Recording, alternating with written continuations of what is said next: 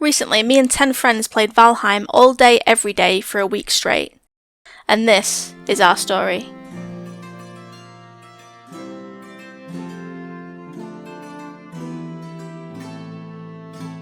All good stories start with a main character, and this one would be no different. I needed a Viking name that would define my adventure, and finding a suitable one would be no easy feat. Right, so I'm sat here with a name written in the text box, but I feel like I should pick something more Viking-y, because I literally just wrote bad bitch, and I was going to play with that. Perfect, I need to a bad bitch. Let me pick something more appropriate. I'm a bitch and a boss and a shower like glass. Well, you heard her. I need something more appropriate. So off I went to order the internet for cool Viking names when I stumbled upon an absolute beauty. Oh my god, I found it. So I googled Viking names, and one of them, yes. I don't know if it said it's Inga or whatever, but I'm going to put brackets M at the beginning so it's like Minga, but really it's Inga. The M silent. Ooh. Oh, you can't even have brackets. That's not fair. Oh, well, that would have been so good. Just put Minga. We'll just call you Inga because we'll play the M silent. Right, I'll do Inga the Minga. Oh, it don't. It doesn't fit, so it literally says Inga the Minge. And thus Inga the Minge was born and ready to enter the Viking realm.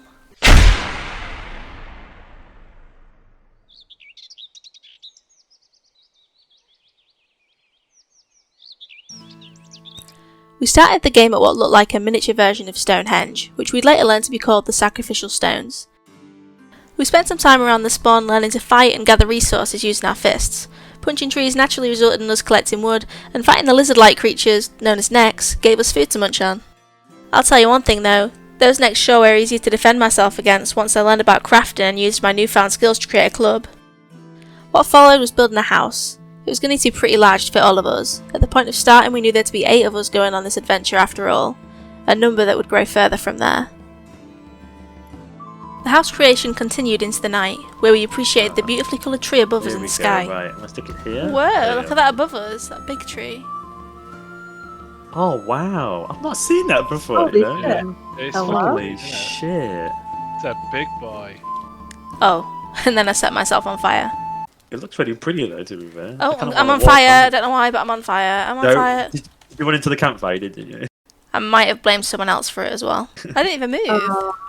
You must have done, because I then put it down. I think you must have walked into it and caught it. I was stood still. I think you've literally just put a campfire under my feet. No, you wasn't. When I built it, you weren't near it, and it'd been going for about a minute before you. Sabotage. We decided that beds would be a good idea if we were likely to die from our own stupidity. I mean, look at us. Timber.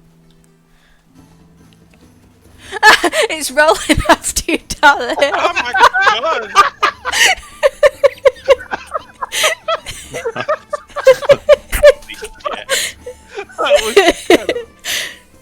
Little goblin looking motherfucker.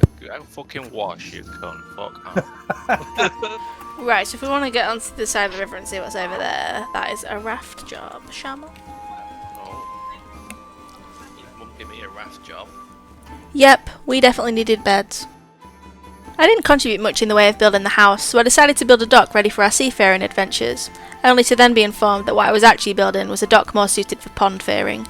Yeah, it's only a small pond, that water section, because I think I've been able to run around the whole thing now. Oh, really? Yes, really. Since we were ready to explore the land a bit, we made flint knives and made it our mission to get leather for armour. We didn't want to die far from home. About 2.5 hours into the game at this point, I admired the progress we'd made. Little did I know our safe haven would develop so far that I hardly recognised this place anymore. The base aside, we decided that we were ready to face the first boss. We had heard from others that it wasn't all that difficult, and we had leather armour and suitable weaponry. So excitedly, albeit cautiously, we approached the spot of our first significant battle. This was it, the start of our Viking legend.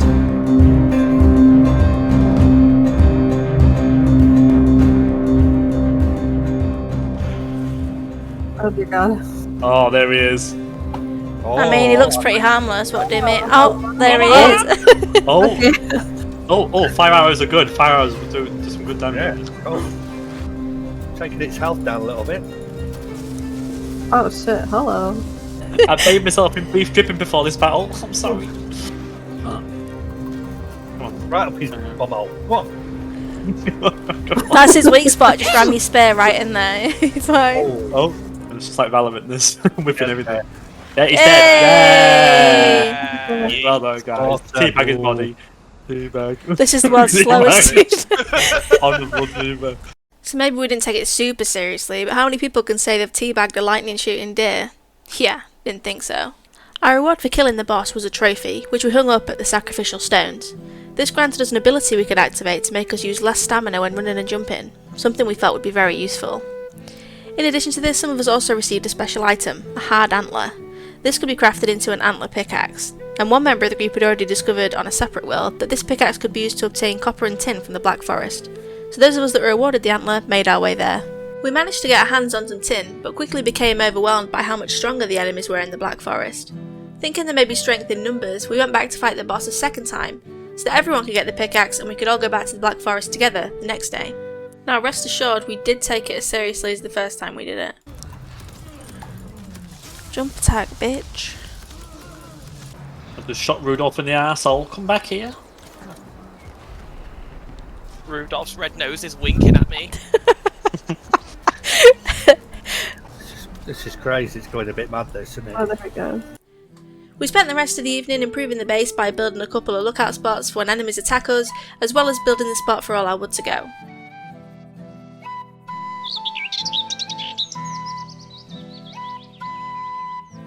Joining the game on Tuesday, I could see that some of the other players had been really busy during the night. A second floor had been added to the house and a moat had been put in place around the perimeter. In addition to that, 3 more of our friends bought the game, meaning there are now 11 of us shaping this world. Just as we planned yesterday, our first order of business was to try mining again in the Black Forest. Despite the presence of a troll, an enemy we hadn't seen before, we managed to get our hands on some copper. Some of the other guys even made a small base so we'd have somewhere to retreat or respawn if things got messy. Once we got back safely with all our mined materials, we identified the need for more storage, preferably more organised as well. So I used one of the areas upstairs to create a storage room, complete with various shelves and signs. Whilst I was doing that, some of the others managed to get boars to breed and started learning how to smelt. With that sorted out, it was time to get some more copper. Looking at the crafting recipes, it was clear that copper would be very helpful and that we'd need a lot of it. On this ship, we also killed our first troll. Oh, I shot it right up his fucking whispering willow. Hey! Down, boys, yeah. We made a cat too. We were going to need it with all the copper we needed to carry back to the main base. As I'm sure you can imagine, all that mining and walking was tiring, so we decided to sleep, but not before some of our usual antics. Blowing. It looks like it looks Proudly fucking airy fucking fucking mobile face just rubbing my- Just walked in there, just teabagging Max. Get a fucking sleep, Max. You can sleep. Right, here we go. When we awoke, we decided to explore some of the dungeons we'd walked past in the Black Forest, where we found some pretty useful resources. What we found allowed us to make portals between our main base and the smaller base in the Black Forest, cutting out a lot of walking time. Finally, we wanted to understand what else was in this world, so we ventured out on a boat to see what other islands surrounded us. I'm just building a second thing. Hang on. So Dan, don't you use the... Bye, Dan. You are sorry. Okay. He's got his Bye. I think I'm gonna. Oh shit. Oh shit! Yeah. Oh shit. Yeah, This is a new area. No. We should be in this one. Isn't it? Look at that. So many of us on the fucking boat. The world is massive and it's going to take us quite some time to uncover all its secrets. The next day when I logged on, the others had expanded from the small smelting area they built the day before and had a full-blown ore operation going on. In addition to this, they had continued exploring the ocean, discovering 5 biomes in total. We wondered if it might be a possibility that each of the 5 bosses would spawn in a different one of those 5 biomes, but we'll see. Wednesday's focus was mining, so that we could get a hold of bronze weapons, armour and tools. The trolls didn't seem to want to leave us alone though, so after a little while of trying to avoid them, we killed them so that we could mine in peace. Once we did manage to get some decent bronze gear, we summoned the second boss.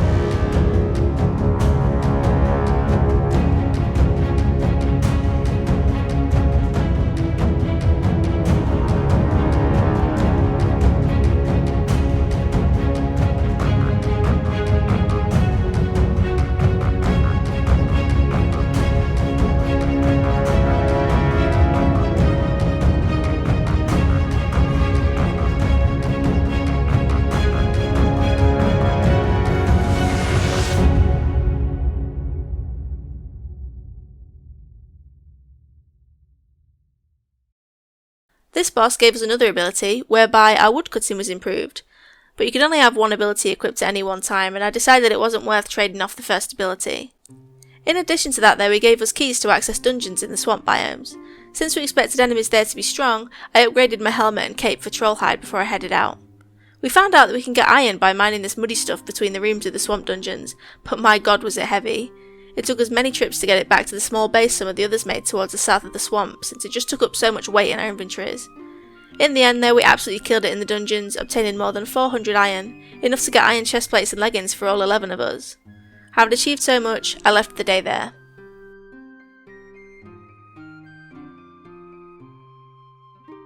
Lots had changed when I started Thursday's Viking adventure. Some of the others started converting the base to stone, and it was really starting to take shape. We also got an absolute ton of iron.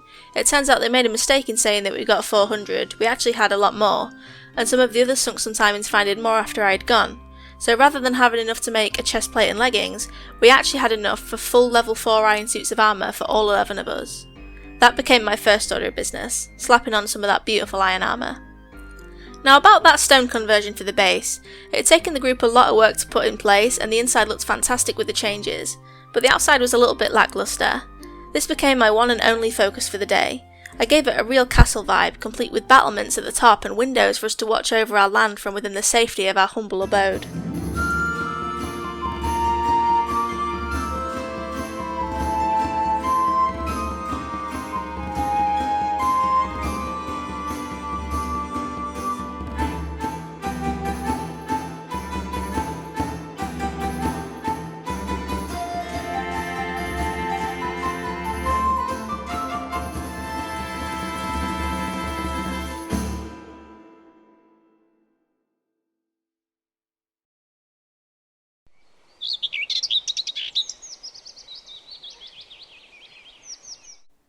Overnight, a couple of the others had made further improvements to the castle. They created a seating area inside and made some stone paved paths. I really enjoyed the building that I did yesterday, so I decided to do some more today, starting with a place to put our rubbish. As we were upgrading weapons, tools and armor sets all the time, and for 11 people, we were ending up with a lot of stuff that we didn't need. Up to now I've just been chucking this in the moat, but we felt that it'd be better to have a specialised place to put our waste, so I made just that. Now that was a very small build, and we also have another small issue. We were struggling to fit 11 beds all around the fire inside the base without it looking really weird, so I started working on a dedicated sleeping quarters, which would have a mezzanine to ensure that we could fit all the beds close enough to the fire without being too cramped together. I didn't finish it sadly. I had to gather a lot of resources for the build, which made it take a lot longer than expected.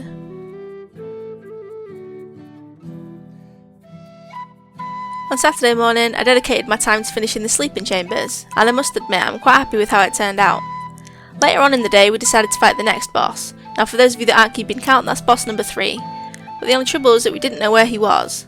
We did have an idea of where there was a very large swamp, so we started our hunt there, travelling by boat. As we sailed we met our first ocean creature, a serpent. He wasn't friendly. Yeah, baby! There is a Holy serpent. shit! Oh, it just like zoomed up right up on Holy us. fuck! We're out for broadside. Holy fuck me! Fuck off, you serpent-looking twat! Oh, like Okay, I just gone that. It's Sammy Snake. It is Samet Snake. Those fucked off, never end. Oh yeah, there he is. He fucking ragdoll everywhere. Oh, Ragdoll your dad everywhere. Oh, he's dead. Hey. Hey! Biddy-biddy-biddy. Shudder! Unfortunately, most of the group died once we arrived at the swamp as it was swarmed with enemies. Thankfully though, me and one of the others survived and managed to clutch it and survive whilst creating a base for us to respawn in if we were to die, as well as for the others to set their spawn points once they got back to us. And that's one journey I didn't envy them for having to do twice. It was far. Once we did all reconvene, we built a portal using the resources the previously dead members of our group brought back with them, and got ready to summon the boss. But it was far too powerful. Our weapons weren't causing enough damage, and he was regaining any of the help that we did manage to shave off. As it was getting late, we decided to spend some time further preparing and try again tomorrow. On Sunday, our sole focus was to defeat the boss that we failed to beat yesterday. Although the majority of the group were in agreement that we didn't want to use the wiki or any other online resources to help us since we deemed Valheim to be a game all about discovery, someone else in the group had done the research and decided to share their findings with us anyway. So this time we went with all the right things, and this was our last chance if we wanted to kill this boss within the 7 days. Oh, you just fucking teleported. Oh! No, not me. Not me. Anybody but me! It's doing a lot of damage to him. Oh yeah, in the back. It does that's- more damage. Yeah. But right, that's fucking back. He just threw a loogie at I'm trying to run me. around him. Cha real smooth. Oh, move out. He's got the poison. Yeah, we can get him stuck in the Oh, tree, it's in this that'd be helpful. weird, strange green fungal mist, and I don't know if it's his or Dan's. Oh, oh it's disappeared.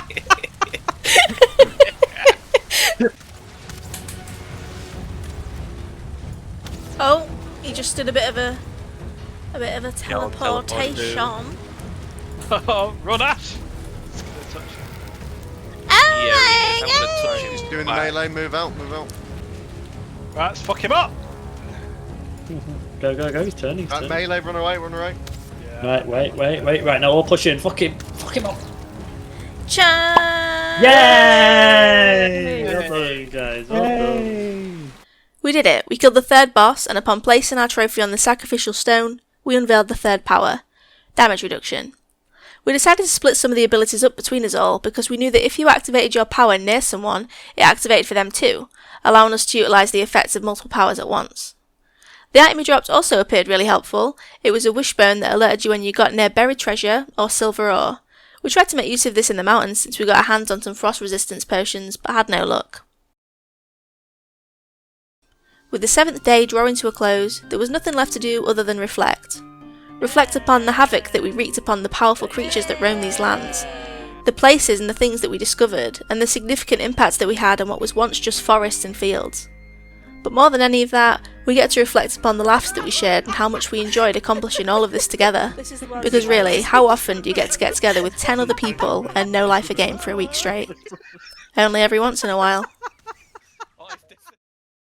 I suppose all that's left to say is thank you for watching, and I'd really appreciate it if you'd like the video. It took over 50 hours to create, not even considering how many hours everyone else put in, and I hope that you enjoyed watching it as much as I enjoyed creating it.